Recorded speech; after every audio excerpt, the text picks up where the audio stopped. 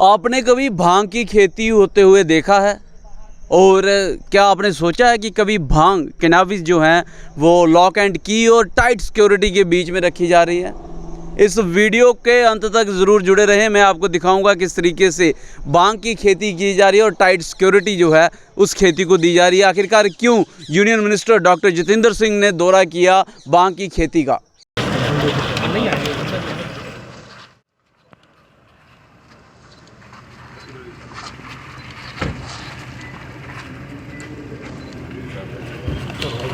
From the sowing.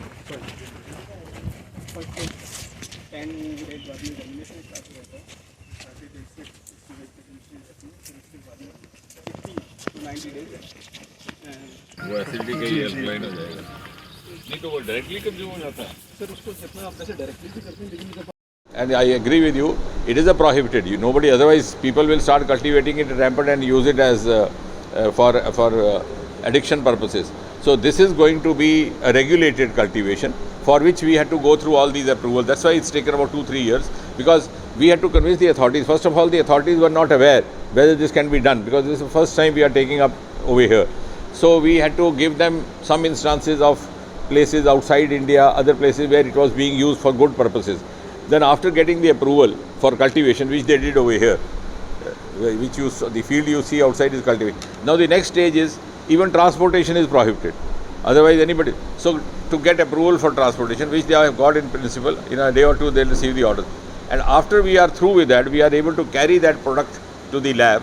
Then the third stage would be, and lab we are already, we have already engaged in discussion for trials with Tata Memorial Hospital with AIIMS. Then the next stage would be commercialization, for which some of the pharma companies have already approached them. But as you said, for that also we'll have to go for another approval. We'll land around 23rd of August. Tomorrow it's going to enter the next orbit.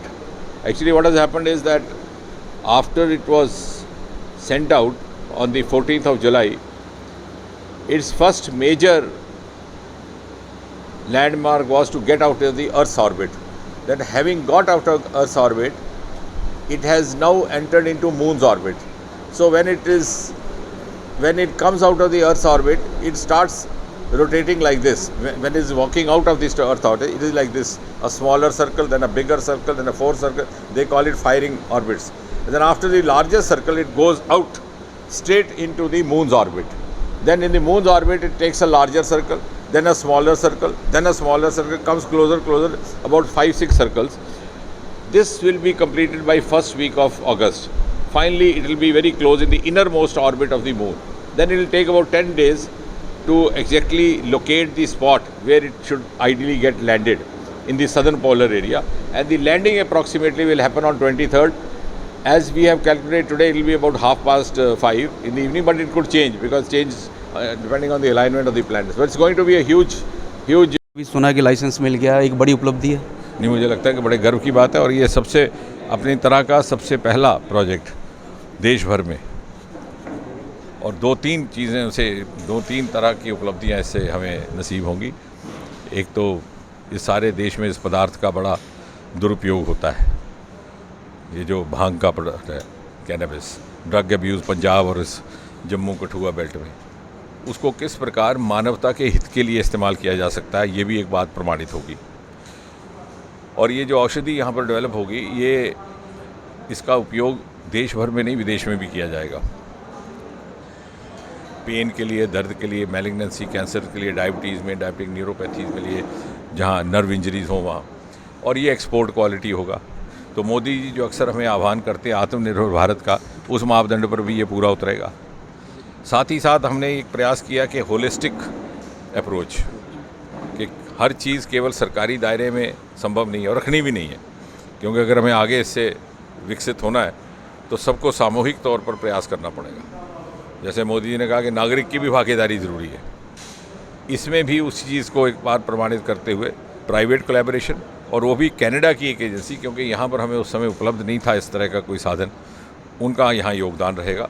और एक wider scale पर एक project, ये अपने में एक role model रहेगा देशवासियों बाकियों के लिए भी, जो इस तरह के प्रयोग करने में रुचि रखते हैं। डॉक्टर साहब, ये लाइसेंस मिलने के बाद आम नागरिक भी इसको जो कल्टीवेट कर सकता है, जहाँ अभी कोई पाबंदी? आम नागरिक नहीं, क्योंकि वो थोड़ा रिस्क हो जाएगा कि उसका कोई हिसाब रखना मुश्किल है कि वो कौन कैसे इस्तेमाल करेगा।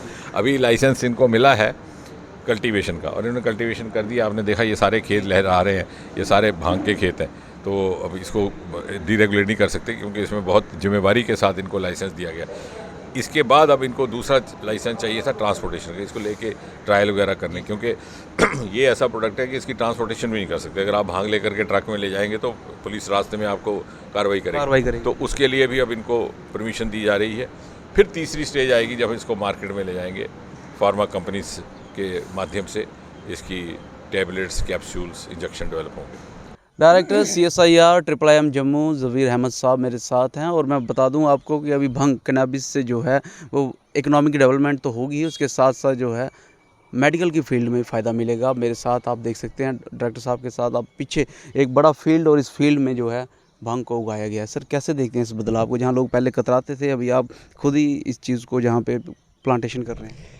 पहले तो मैं आपका शुक्रिया अदा करूंगा कि आपने इस फील्ड में विज़िट किया और आपने ये जानने की कोशिश की कि कैनाबिस पे हमारा इंस्टीट्यूट क्या कर रहा है। इसकी बैकग्राउंड के बारे में मैं बताना चाहूँगा कि 2017 में हमने जम्मू एंड कश्मीर गवर्नमेंट को अप्लाई किया कि हमें कैनाबिस पे रिसर्च करनी है, कुछ यानी कि रिसर्च करके हमने देखना है कि इसमें क्या क्या मालिक्यूल्स हैं और किस पर्पज़ के लिए ये यूज़ हो सकता है। अगर ऑल ओवर वर्ल्ड देखा जाए तो इससे ऑलरेडी मेडिसिन्स बन रही हैं। तो जब हमने अप्लाई किया जम्मू एंड कश्मीर गवर्नमेंट को, तो गवर्नमेंट ने हमें रिसर्च के लिए और कैप्टिव कल्टीवेशन के लिए लाइसेंस दिया।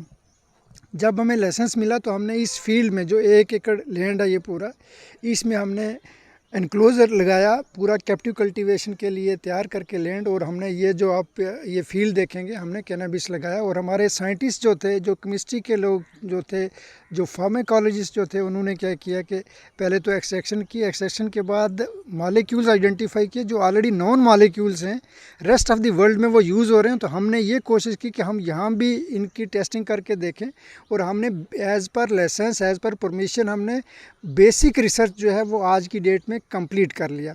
तो ड्रग डिस्कवरी के बारे में बताऊं आपको कि पहले बेसिक रिसर्च जो है, बेसिक रिसर्च की फाइंडिंग के बेस पे एडवांस्ड रिसर्च जो है, जिसमें क्लिनिकल ट्रायल्स जो हैं, जो CROs जो हैं, जो हॉस्पिटल्स में की जाती हैं, और इसके साथ साथ जो इंडस्ट्री के साथ कोलैबोरेशन के लिए जो है नेक्स्ट स्टेप रहता है, तो उसमें हमें मैन्युफैक्चरिंग करनी है इस मटेरियल की जो है, इससे जो है इनके बड़े स्केल पे जो है मैन्युफैक्चरिंग करनी है। मैन्युफैक्चरिंग करने के बाद हमने क्लिनिकल ट्रायल्स करवाने हैं। उसके लिए हमारा सेकंड फेज़ का जो लाइसेंस है वो हमने गवर्नमेंट को अप्लाई किया है। अगर वो हमें परमिशन मिल जाती है तो मैं ये सोचूंगा कि जैसे हमारे J&K में हमारा इंस्टीट्यूट जो है CSIR IIM Jammu, for the first time इनके जो भी पहला लाइसेंस जो है कैनाबिस रिसर्च के लिए इंडिया में मिला, वो हमें गवर्नमेंट की तरफ से मिला। डॉक्टर साहब, मैं बाकी बात करूंगा, लगभग कितने फील्ड में, कितने एकड़ में जो है आपने कैनाबिस लगा रखी है? ये 1 एकड़ फील्ड है जिसमें हमने हाफ कवर किया। अभी पूरा कवर करना, अभी हमने हाफ कवर किया। आप ये देखेंगे चेन लिंक फेंसिंग जो है प्रॉपर सिक्योरिटी में हमने इसको ये ग्रो किया हुआ, क्योंकि हम कोई भी सिक्योरिटी ब्रीच जो है, लीकेज यहाँ से इस प्लांट की नहीं चाहते हैं। जो इधर लीकेज होते ड्रग्स का काफ़ी जो है जहाँ पे वारदात पाई जाती है। हाँ, इसमें यह है कि हमारे जैसे आपने हमारा गेट देखा होगा, वहाँ सिक्योरिटी है। अंदर हमने बिल्कुल लॉक एंड की में इसको जो है इस लैंड पीस को रखा हुआ है। आपको भंग को भी अभी लॉक एंड की में रखने की ज़रूरत है। हाँ, अभी रखने की ज़रूरत है। लेकिन मैं आपको ये बताऊं कि एक ऐसा वंडर प्लांट है, इसमें 5-6 बीमारियों के लिए इसमें जो है एलिमेंट्स ऐसे हैं, ऐसे मॉलिक्यूल्स हैं।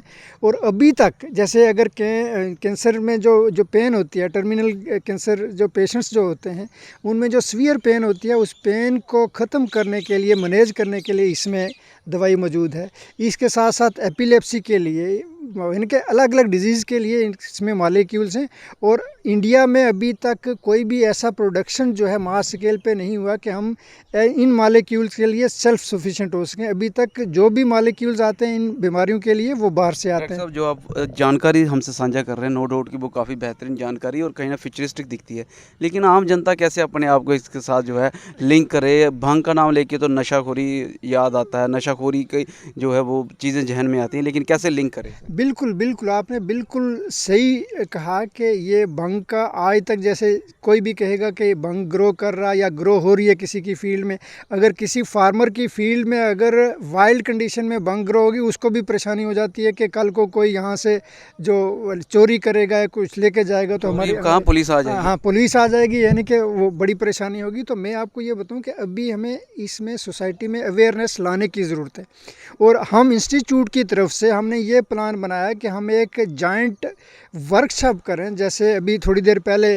ऑनरेबल यूनियन मिनिस्टर साहब जो अभी इस रिव्यू के लिए आए थे, उन्होंने भी हमें ये एडवाइस किया कि एक वर्कशॉप किया जाए जिसमें सभी स्टेक होल्डर्स जो हैं, जैसे रिसर्चर्स भी होंगे, उसके बाद जो फार्मा इंडस्ट्री के लोग होंगे, उसके बाद क्लिनिशियन होंगे, उसके बाद जो गवर्नमेंट साइड से जो है गवर्नमेंट के ऑफिसर्स होंगे, और हम सोसाइटी से भी, सिविल सोसाइटी से भी लोगों को बुलाएंगे, ताकि सोसाइटी में भी अवेयरनेस हो कि ये चलो ठीक है, आज तक ये भंग जो है एज अब्यूज़, ये जो भी ग्रो करता था प्लांट कहीं भी तो परेशानी होती थी लोगों को, लेकिन हमारी ये कोशिश है कि क्वालिटी कल्टीवेशन से, कैप्टिव कल्टीवेशन से अगर हम कोई दवाई इसकी तैयार कर सकें, और उसमें यह है कि क्लिनिकल ट्रायल करके यानी कि शॉर्टेस्ट पॉसिबल टाइम में अगर हम अलग अलग बीमारियों के लिए अगर कुछ हम इससे कंट्रीब्यूट कर सकते हैं, डेफिनेटली मैं एक तरफ ये सोचता हूँ कि जो हमारा हेल्थ केयर सिस्टम है, जो अलग अलग किस्म की बड़ी ख़तरनाक बीमारियाँ, उनके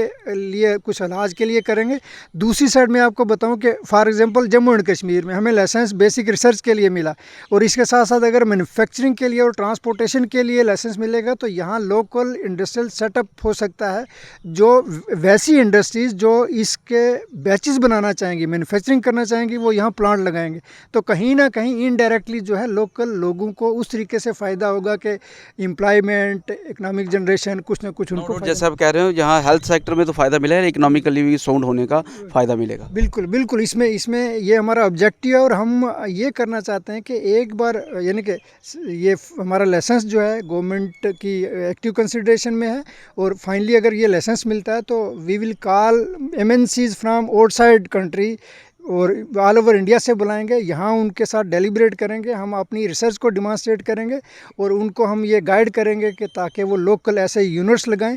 हमने बेसिक रिसर्च जो है, बेसिक रिसर्च को हमने सोसाइटी तक किस तरीके से ले जाना है, सोसाइटी के लिए क्या क्या उसमें फ़ायदे हैं, अगर हम हेल्थ केयर की बात करें या दूसरे लोगों के लोकल एम्प्लॉयमेंट की बात करें या फाइनेंसिस की बात करें, definitely we will be able to contribute significantly. Doctor साहब बहुत बहुत धन्यवाद हमसे बातचीत करने के लिए, बेशकीमती जानकारी देने के लिए। Thank you.